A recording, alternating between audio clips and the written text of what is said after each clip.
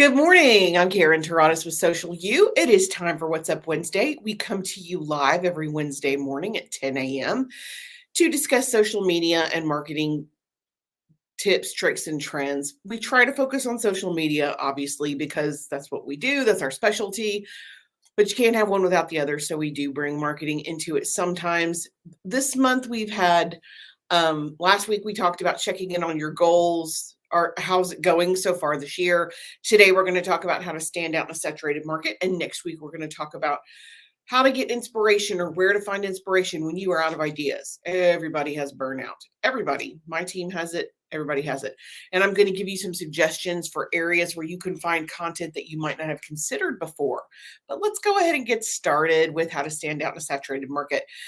There is a lot of information on this topic, and I have gone through, I think feels like all of it, and kind of narrowed it down to the following list. But before we even get started, one of my favorite books on this topic is Blue Ocean Strategy. I read it years ago. I've reread it since then.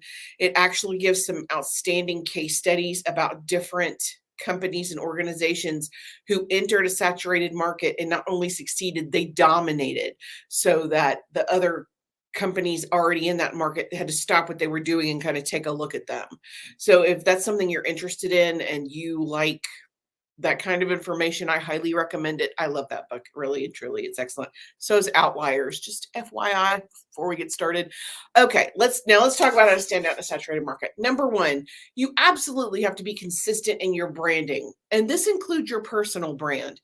People look at LinkedIn like it's just this thing that exists for them to get hired.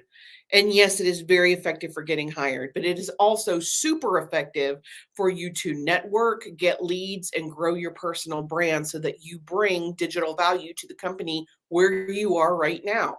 It's a lot easier to negotiate with an organization if you already have those contacts established and have relationships with those folks online. So much easier. And in your branding, you're never going to find a graphic, a video, anything of ours that doesn't have our colors, our brand, our personality, because that's who we are and we want to stay consistent in that branding. Number two, you want to get back to the basics.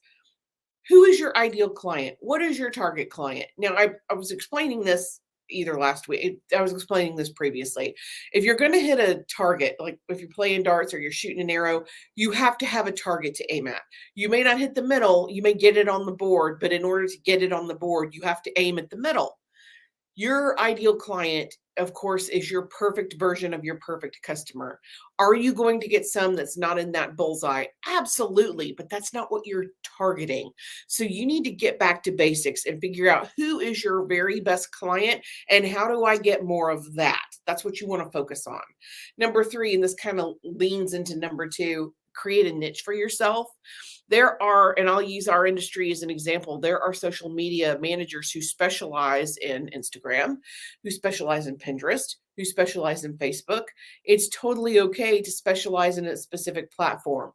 That's not how we do it. That's okay. That's not my niche. So if that's what works for you, that's what you need to do. If you are a realtor, your specialty might be retirement homes, like vacation homes at the lake, and that's your thing. Now, would you turn down selling a house in Vestavia to a first-time home buyer? Probably not, but you have to have a target to aim at. Okay, number four, focus on what you're good at. If you're really good at Pinterest and you're trying to promote yourself on Instagram, that's a square peg, round hole mentality. You have to go with what works for you and you have to go with what you are good at. Now, do I love Facebook? Absolutely, 100%. I do not. Being on Facebook, I feel like I'm forcing that square peg in the round hole. TikTok content, I can create that all day because that is my forte. That is what I enjoy. That is what I am educated in. That is where I spend my time. So you have to do what works for you, and you have to do what you're good at. Okay, number five, promote what makes you unique. How what do you offer that's different than your competition? And I will use our web development manager, master. There's not a title to me that's suitable for him because he is so good at his job. Webmaster does not get it done. But our web development person that we work with not only creates websites, he also provides hosting. That's pretty common. There are other people who do that. One thing that makes him truly unique, that makes him stand out in a sea of competition, his hosting includes edits. Now, there is an hour limit. He can't completely redo your entire website and have it included on your hosting. But if you need an address changed, or if you need a phone number updated, or if you want to update a headshot or add a bio, or even add a new page or a blog, that is included in your hosting pricing. You will not get a bill for 15 minutes when he spent 13 seconds editing a phone number. And shockingly, these edits happen normally in a 24-hour period.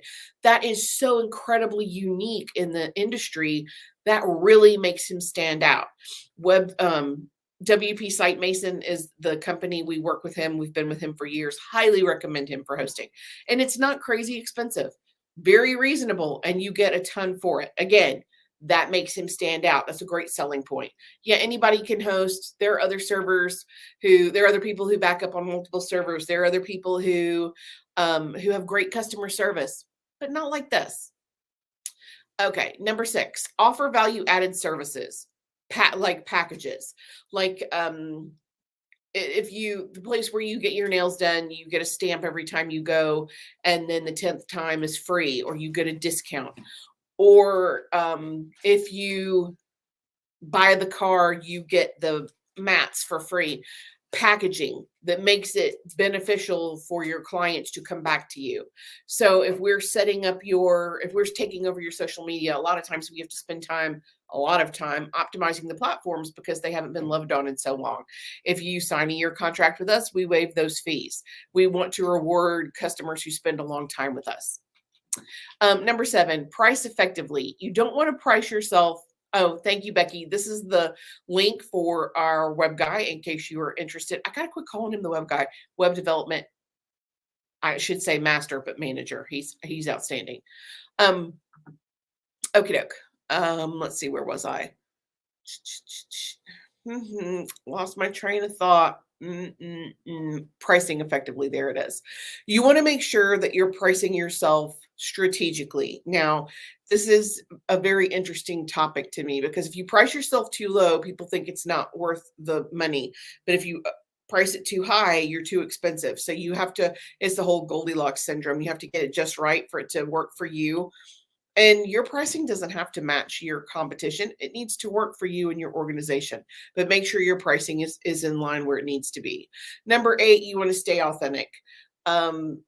For example, if you are a Mary Kay person and you believe in cruelty-free products, then you don't want to support an organization that tests on animals. And that's just a random example that I'm throwing out there. You have to stay true to your brand.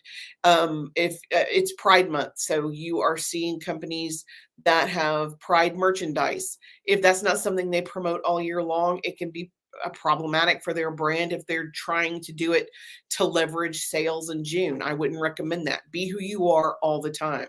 If you're proud, be proud all the time, but stand out in your own authentic way. Number 9, you want to be consistent in your branding.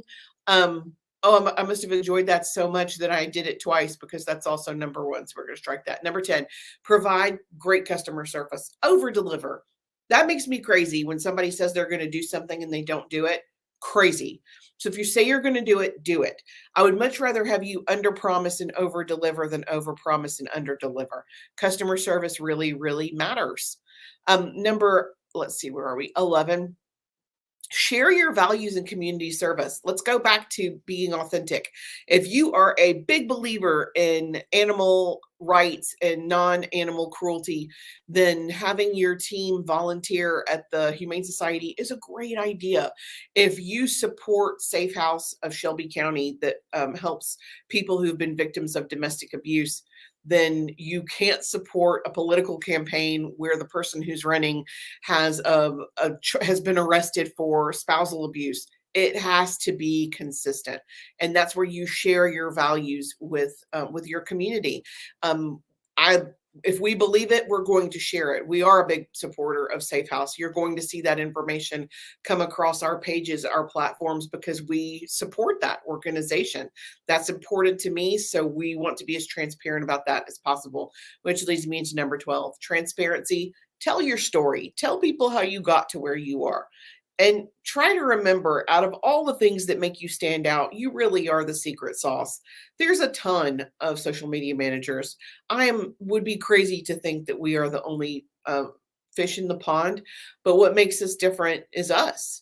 This team is amazing. We have great customer service and we're good at what we do. Now, are there other people who are also great at what we do? Of course there are, but the personalities have to line up. It really needs to be complementary with the customer and the person that's providing the service. So just be you, be your own transparent self, tell your story.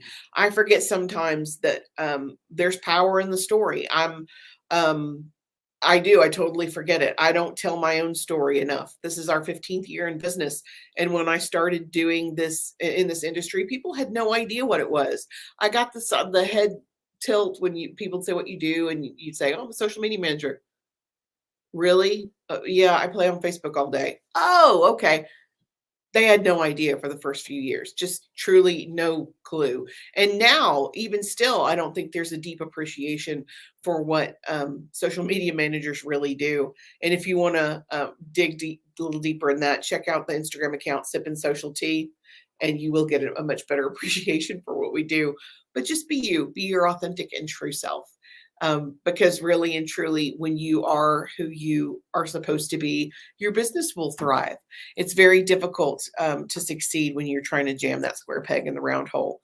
So that's it for me today. Next week, we are going to be talking about where to find content when your creative juice is all dried up. Where do you go for inspiration? How do you find new information? Thank you guys for joining me this week. If you have questions, you can leave a comment. I'll put this website back up here so you can see it again. WP Site Mason, excellent company. Until next week, I'm Karen Taradas with Social U, and I'm here to help. Thanks.